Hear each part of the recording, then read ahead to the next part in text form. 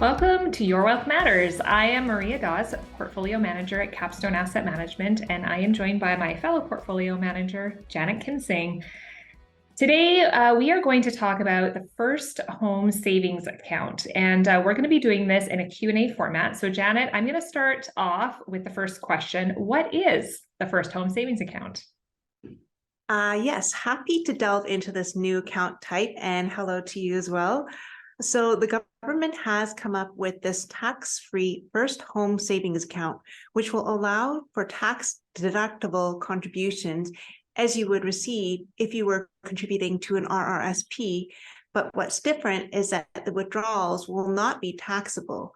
As the account name implies, these savings are intended for a qualifying home purchase, and a qualifying home purchase means that the taxpayer must have a written agreement to buy or build a housing unit in Canada before October 1st of the year following the year of the withdrawal. And the account owner must also intend on occupying the home as their principal residence within a year after buying or building it.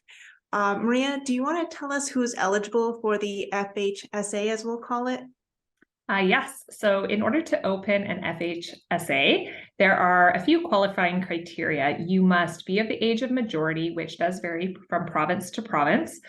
You must be a resident of Canada, and you must qualify as a first-time home buyer. The definition of which is that you and your current spouse or common law partner cannot have owned a home that you lived in as your principal residence at any point during the calendar year before the account was opened and in the preceding 4 calendar years. And lastly, you cannot have already taken advantage of the FHSA. So Janet, why don't we talk about some of the limits and the rules? Good idea. So the amount one can contribute to the FHSA is $8,000 a year, and there's also a lifetime contribution limit of $40,000.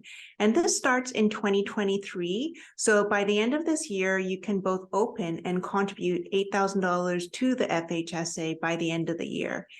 Since it is a tax-deductible contribution, the deadline for contributions is December 31st of each year. And like the RRSP, you can actually carry forward that amount indefinitely and deduct it in a later tax year. Okay, let's talk about duration now. The lifespan of the FHSA is 15 years. After that time has elapsed, the funds can be transferred to an RRSP or a RIF, even if you don't have the RRSP contribution room, which is pretty amazing. Alternatively, you do have the option of withdrawing the funds, which will be fully taxable and subject to withholding taxes. So not as preferable, but it is an option if you needed to access those funds. Now, there is a little nuance that I do think is worth pointing out, and that is that you can carry forward unused portions of your contribution limit up to a maximum of $8,000, but only to the following year. And the FHSA's carry forward room only starts to accumulate once an individual has opened the FHSA.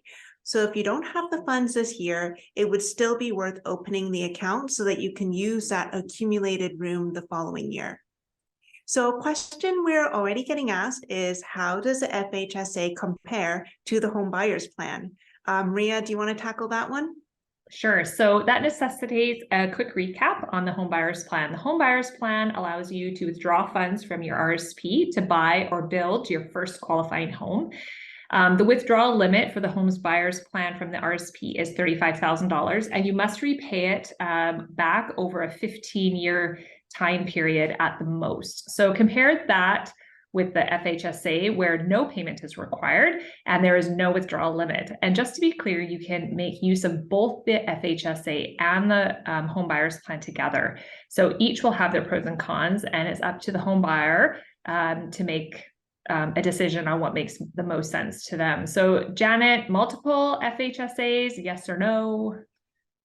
So that is a yes. But like other investment vehicles, such as the TFSA and RRSP, you still cannot exceed your annual and lifetime contribution limits. And it's up to the taxpayer for ensuring this doesn't occur in any given year. Maria, back to you. What if a client wishes to open an FHSA but doesn't have the funds lying around? So if you have a balance within your RSP, it is possible to transfer funds from an RSP to an FHSA. You could also similarly make an in-kind contribution from a non-registered account to your FHSA. At this point, we don't have any provisions for transferring from a TFSA directly to an FHSA, but you could just go through the extra steps of deregistering the funds from the TFSA and then contributing them then. Janet, back over to you as we round things up. Once all this is said and done and the individual has made a qualifying withdrawal, what happens then? So you can continue to contribute to an FHSA after that qualifying withdrawal has taken place, but those subsequent contributions will not be tax deductible. However, it will continue to grow tax-free. So as you mentioned, let's round things up with a few planning tips. If you are eligible for the FHSA, don't miss this opportunity to open one in this calendar year so that you will accumulate contribution room straight away. And I will just point out that NBIN, who is our service provider, is expecting to have that launched and ready to go by the fall of this year. Even if you don't think you will ever buy a qualifying home, you will have the option to transfer it to either your RRSP or RIF without needing to have the contribution room, which essentially extends your existing room. And lastly, if you have to choose between the FHSA and RRSP, choose the FHSA since you can accumulate funds tax-free while keeping your RRSP contribution room for future years. Now, we didn't cover everything there is to cover, but that's the basics, and I hope that information has been helpful. If you do have any follow-up questions or are interested in opening up an FHSA, please be in touch with your portfolio manager. We hope you've enjoyed this edition of Your Wealth Matters, and we'll look forward to seeing you next month. Bye for now. Bye.